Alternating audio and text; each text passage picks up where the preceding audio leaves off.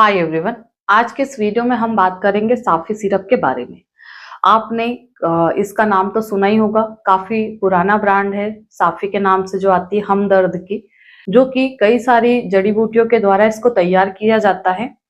तो इस वीडियो में हम जानेंगे कि साफी सिरप का उपयोग कब किया जाता है, इसके अंदर क्या इंग्रेडिएंट्स को मिलाया जाता है, कितनी मात्रा में हम इसको ले सकते हैं, और इसको प्रेग्नेंट फीमेल को लेना चाहिए या नहीं लेना चाहिए। इन सभी टॉपिक के बारे में वीडियो में विस्तार से जानेंगे, तो वीडियो को पूरा देखें। तो आइए हम जानते हैं कि साफी सिरप होती क्या है। तो इसमें कई सारी जड़ी बूटियों को मिला करके बनाया जाता है और इस सिरप का उपयोग हम स्किन से रिलेटेड प्रॉब्लम के लिए करते हैं और कई बार फीवर में भी हम इसको देते हैं।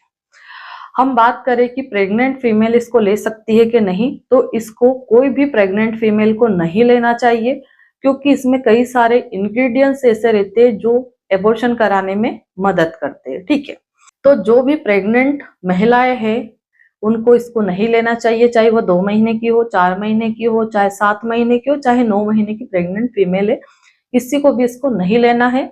ब्रेस्ट फीडिंग मदर अगर लेती है तो एक बार ही डॉक्टर से कंसल्ट करके फिर ले कि भाई कितने महीने का बच्चा है, आपको क्या प्रॉब्लम है, उसके अकॉर्डिंग इसको देखा जाता है कि हमें देना है या नहीं देना है।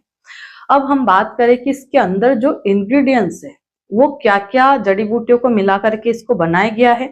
तो इसमें खास करके गिलोय है, नीम है, तुलसी है, चिरायता है, इसके अलावा इसमें सनाई है। ठीक है, तो इस तरह की जड़ी बूटियों को मिला करके बनाया गया है, जिसमें कि आपने नीम और गिलोय के बारे में तो सुना ही होगा कि नीम भी कड़वा रहता है, गिलोय भी रहता है, और इनके कई सारे आयुर्वेदिक गुण रहते हैं जो हमारी स्किन से रिलेटेड यानी कि त्वचा से रिलेटेड जो भी प्रॉब्लम रहती है उनको ठीक करने में ये मदद करते हैं।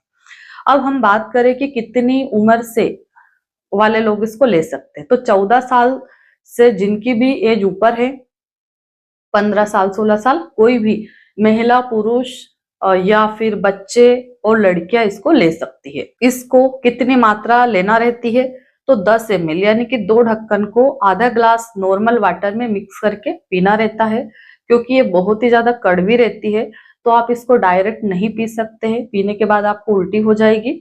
तो इसको 10 ml दवाई को सिर्फ दिन में एक बार लेना है, नॉर्मल पानी के साथ में आधा ग्लास पानी में इसको मिक्स करके ले ले, ताकि इसका स्वाद आपको कम लगेगा।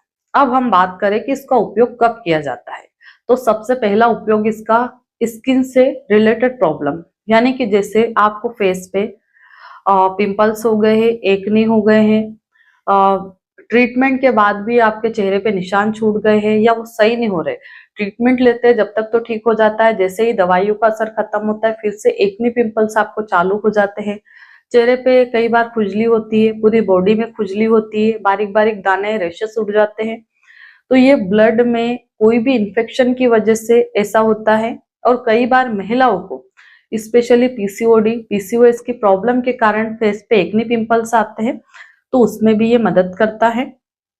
हमारा जो ब्लड है उसको प्यूरिफाई करने में मदद करता है। तो इसको कई बार ब्लड प्यूरिफाई के नाम से भी जाना जाता है, यानी कि सिंपल लैंग्वेज में हम समझे कि अगर आपके खून में किसी भी तरह का इन्फेक्शन हो गया है या शुगर लेवल बढ़ गया है, तो उसके कारण आपके चेहरे पे झाइया, एक्ने, पिंपल्स यानी कि कील मुहासे हो जाते हैं, जिनको ये ठीक करने में मदद करता है। कई सारे लोगों को फंगल इन्फेक्शन हो जाता है, जैसे दांत, खाज, खुजली होती है और उसमें कई ज्यादा इचिंग आपको रहती है, बार बार खुजली करने का मन होता है। और कई बार कई सारे महिला पुरुषों के पूरी बॉडी पर दाने, बारीक बारीक सी लालिमा या दाने हो जाते हैं, तो उसको भी ये ठीक करती है। इसके बाद में अगर किसी को हाई ग्रेड फीवर है या लंबे समय से बुखार बना हुआ है, तो बुखार को भी ये बहुत जल्दी तोड़ती है, क्योंकि इसमें गिलोय रहता है। और नीम भी ब्लड प्यूरिफाई का काम करती है, तो किसी भी तरह का इन्फेक्शन अगर आपके ब्लड में है तो उसको ये ठीक करने में मदद करती है।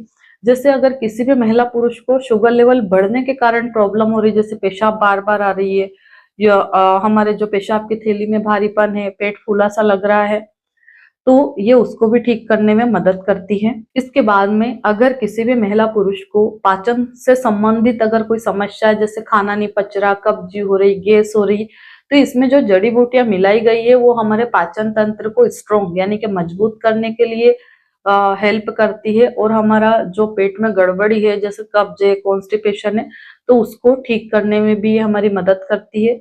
किसी को पेट में बहुत ज्यादा जलन रहती है, हाइपर एसिडिटी है, तो उसको भी ये कंट्रोल करने में मदद करती है। अब हम बात करें कि इसका उपयोग और कब किया जाता है, तो जैसे किसी महिला की स्किन डल हो रही है, महिला की या पुरुष की, जो हमारा चेहरा पहले तो अच्छा गोरा था पर बाद में थोड़ा काला सा पड़ने लगा है या पीला सा पड़ रहा है ना, तो उस स्किन को ग्लो लाने में यानी कि चेहरा चमकाने में भी ये मदद करती है।